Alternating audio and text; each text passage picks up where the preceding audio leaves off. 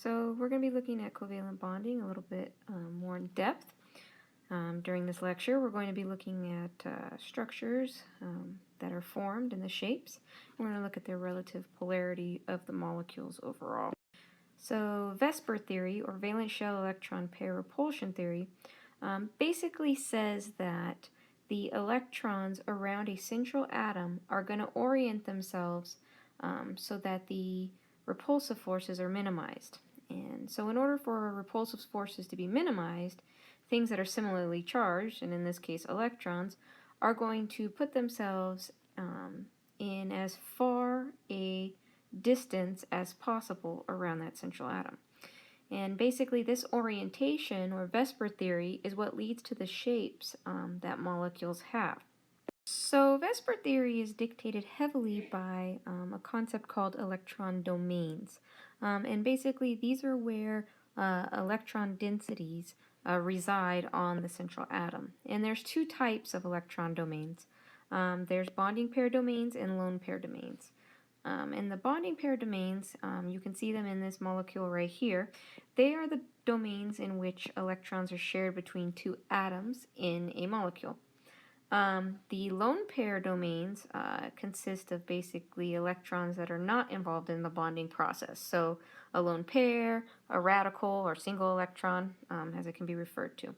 Now, basically the number of these domains is going to dictate your shape.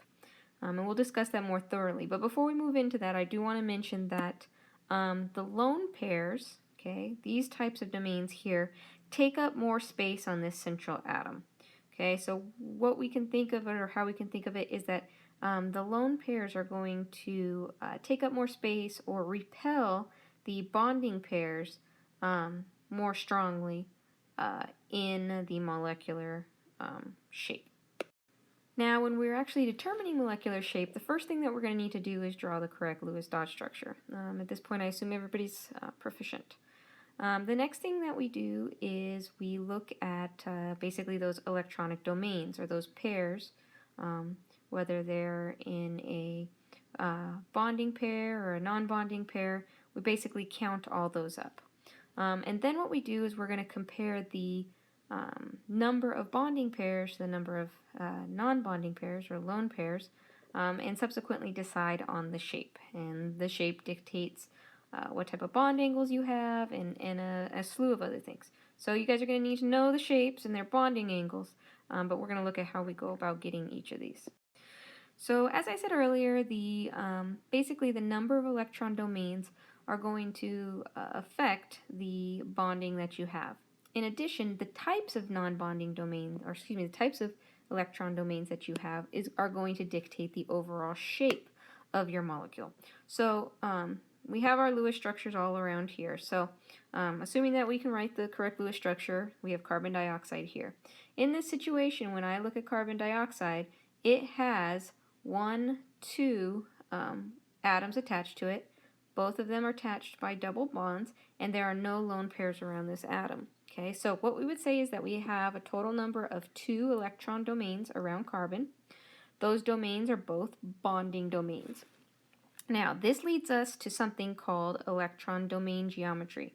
Okay, so when we're just counting up the total number of electron domains, the electron domain geometry is basically going to tell us the general overall potential shape.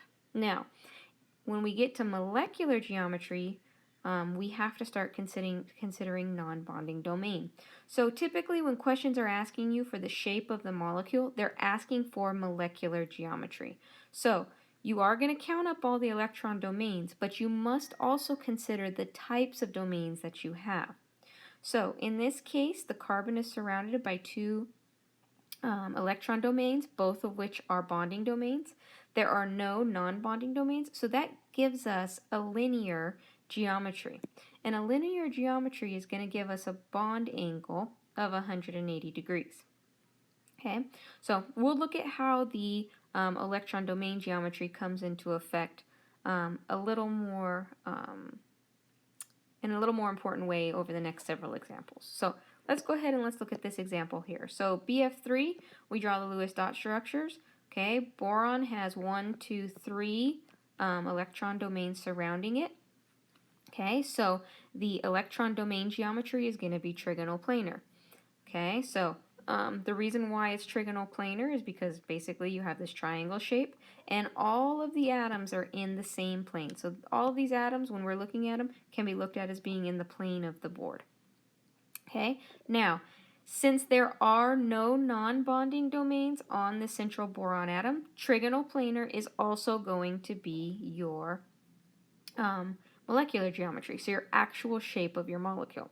And the bond angles associated with a trigonal planar shape is 120 degrees. Okay, so each one of these are the same. Okay, now let's go ahead and let's look at this next example below. So, okay, NO2 minus, we've drawn our Lewis structure for this ion. Okay, if we look at the central atom, notice there's a double bond here, so that's 1 electron domain. Okay, there's another bond here that's 2 electron domains, and there's a lone pair. Okay, so there's a total of 3 electron domains. So the electron geometry, okay, the basic overall geometry for this molecule, for the electron domain geometry is trigonal planar. Okay, however, in order to get the actual shape of the molecule, we have to also consider what types of domains exist on that central atom. So in this situation, we have 2 bonding domains, okay, one from the double bond, one from the single bond, okay, and we also have a single non-bonding domain. Okay, so this non-bonding domain is going to affect the overall shape of the molecule. So you're not going to get trigonal planar, okay, like we did with this example above. We're going to get a different shape. Okay, and that shape is called the bent shape. Okay, so basically what ends up happening is, remember the lone pair domains, they take up more space on the atom. Okay, so they're going to alter the shape of the molecule. We don't have 3 bonding structures. We only have this set here, so this gives us this kind of bent or V-looking shape here. Right? So the shape that we have is bent. Bent molecules have a bonding angle that is actually slightly less than 120 degrees. And the reason why it's slightly less is because the lone pair, or the non-bonding domain, takes up more space on that central atom.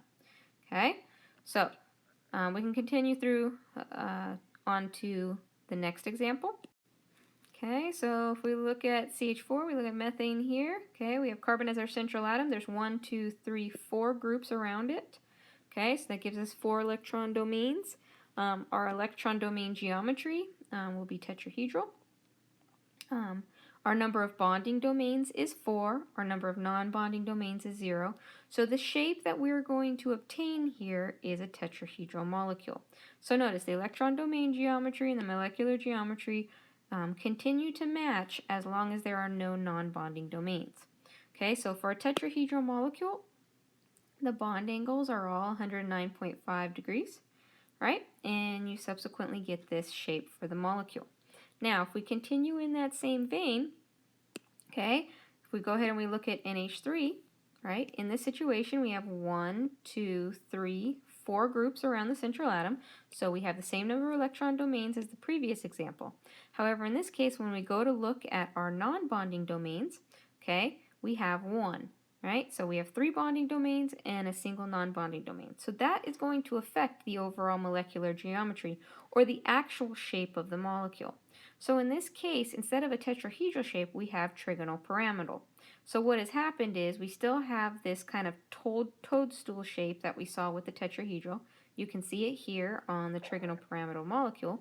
But in this case, instead of having another bonding set here, we have a lone pair. Okay, so instead of having the tetrahedral shape, we now have basically a trigonal pyramidal. So what we actually have here is basically these 3 points, which give us the trigonal portion. And the fact that this central atom is elevated basically leads to the pyramidal aspect. Okay, so in terms of bond angle, as we would anticipate, okay, the bond angle here is going to be less than 109.5. Okay, and that's because, remember, the lone pair, okay, or the non-bonding domains, they take up more space on the atom surface than bonding pairs. Okay, and we can take this even a step further. If we go ahead and we look at this example, we have H2O, or a water molecule here. If we count up the number of electron domains, right, we have 1, 2, 3, 4. Okay, so there's a total of 4 domains. 2 of them are bonding, okay, between the hydrogen and the oxygen, and 2 of them are non-bonding. So in this case, we still have an electron domain geometry that's associated with the tetrahedral shape. However, in this case, we now have 2 sets of lone pairs. Okay, so in this case, we are now back to the bent shape, because once again, we have this kind of V-looking shape here. Right? Now, our bonding angle here, because I now have 2 sets of non-bonding domains, is going to be much less than what it would have normally been. So 109.5 degrees. Right? So notice that your bonding angles, as you add those lone pairs, are getting smaller and smaller, okay, which we would anticipate based on the understanding that the lone pairs take up more space on the central atom. Okay, so let's go ahead and move on to a little bit more complicated molecules. All right, PCl5, we're going to have 5 chlorines bonded to a central atom. Okay, no lone pairs. So this gives us a total number of 5 electron domains and a basic shape of trigonal bipyramidal. So in this case, we have an equatorial bonding area. So this is corresponding to these 3 bonds that you see over here. Okay, and basically an axial bonding set, which corresponds to these 2 bonds here within the molecule. Okay, so in this case, PCl5, we have 5 bonding domains, no non-bonding domains. So the molecular shape is going to match the electron domain geometry, which is the trigonal bipyramidal. And in the trigonal bipyramidal situation, okay, the bonding that's occurring in the axial position have a bond angle of 120 degrees. So that's occurring, okay, in that equatorial setting. Okay. On the other hand, okay, we also have another set of bonding that's occurring in this axial position. And in this situation, we have a bond angle of 90 degrees. Okay.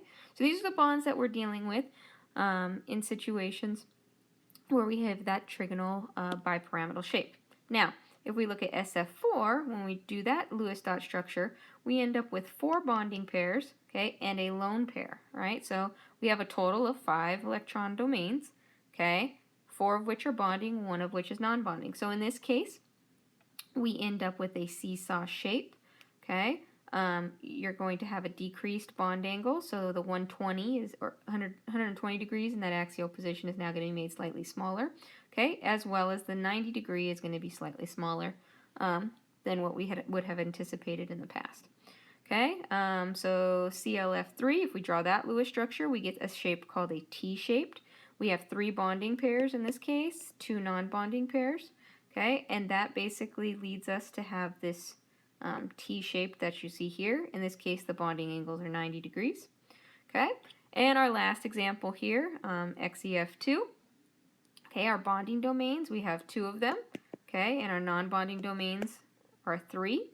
So in this situation, since we only have 2 bonds present and all of the electron lone pairs are in the axial position because that's what allows them to be farthest apart, we end up with this linear shape and subsequently a completely new bond angle of 180 degrees. So as you can see, once again, as we progress down within a specific number of electron domains, so in this case 5, our bond angles that we originally have are going to get smaller and smaller and eventually potentially morph into something very, very different. So the last shape, or the last molecular geometry that we're going to be looking at is the octahedral shape. So in terms of an octahedral molecule, such as SF6, you draw that Lewis structure, you have 6 electron domains around that central atom. Okay, that gives us this octahedral shape. Basically, we have 4 bonding locations in the equatorial position, and then 2 in the axial position. So when I have 6 bonding domains and 0 non-bonding domains, my molecular geometry is going to match the electron domain geometry, which is octahedral. And in the octahedral geometry, basically everything is at 90 degree angles. Okay, so everything's 90 degrees C. Excuse me, 90 degrees, not 90 degrees C. And so just like we did last time, if we continue down the list, okay, and look at other examples, In this case, BRF5, it has 5 bonding domains and 1 non-bonding domain. In this case, we get what's called a square pyramidal. Okay, so remember these are all in that equatorial position. The axial position here stays present, so this gives us kind of a square-shaped pyramid. Okay, and if we continue down and we look at an example like XEF4, where we have 4 bonding domains and 2 non-bonding domains, we end up with basically this bonding set within the equatorial positions, and we subsequently get a square planar shape. So in terms of this square pyramid and the square planar shapes, these aren't ones we see quite as frequently as some of the other examples we've talked about, but they do show up, so you want to be familiar with them. So here's a nice little diagram that kind of shows all of the geometries that you can expect depending on the type of groups that are, or the number of groups that are around it, and the subsequent corresponding lone pairs. And their basic bond angles, you can take a look at each of those and kind of get an idea of what's anticipated for each of the different bonding types with the specific examples that we talked about before. So here's a nice little example. It shows the progression. So this would be the number of electron domains, so 4. Okay, so 4 bonding electron domains correspond to the basic electron domain geometry of tetrahedral shape. Okay, if there are in fact no lone pairs, you get this tetrahedral molecular shape. If there is a single lone pair, you get a trigonal pyramid, okay, or trigonal pyramidal. Okay, and in that same thought process, if there's 4 groups around and 2 of them are non-bonding or lone pairs, you end up with the bent or angular shape, and you get the subsequent bond angle changes depending on how many lone pairs you have on that central atom. So this is just a nice overview of kind of what we talked about in the last several slides. So let's go ahead and let's just do a quick example of how we'd analyze the shape of a specific molecule, or kind of what we would consider in that process. Okay, so if we go ahead and we look at, I don't know, let's look at this molecule. Okay, all right, so what we would do, we count up all our valence electrons, put the least electronegative in the middle, distributed all of our electrons after bonding, do all the stuff we've been doing for the past little bit here. Okay, and we would basically end up with this structure. Okay, all right, so determine the shape of this molecule. The first thing I'm going to do is I'm going to look at the central atom, and I'm going to count the number of groups around that central atom. So in this case, we have 1, 2, 3, 4 groups. Okay, so I have 4 groups. Okay, 4 groups. Okay, and then once I figure out the 4 groups, I need to figure out what electron domain geometry this would belong to. Okay, so this would belong to the tetrahedral group. Okay, so now before I can determine the final shape or the molecular geometry, I have to consider what type of electron groups I have around the central atom. So this carbon has all bonding groups around that central atom. So because they're all bonding groups, the electron domain geometry is going to match, okay, the molecular geometry. Okay, so tetrahedral is the shape of this molecule. Now, in terms of tetrahedral shape, the bond angles are going to be 109.5 degrees, right? And that's going to be true for all the bond angles within that atom. So how do I know this stuff? What am I doing? Well, when I was learning, I grabbed that chart that I showed you guys a few slides back and basically, counted up the groups, compared the number of non-bonding groups to the number of bonding groups versus the total number of electron domains, and that led me to my shape and the subsequent angles.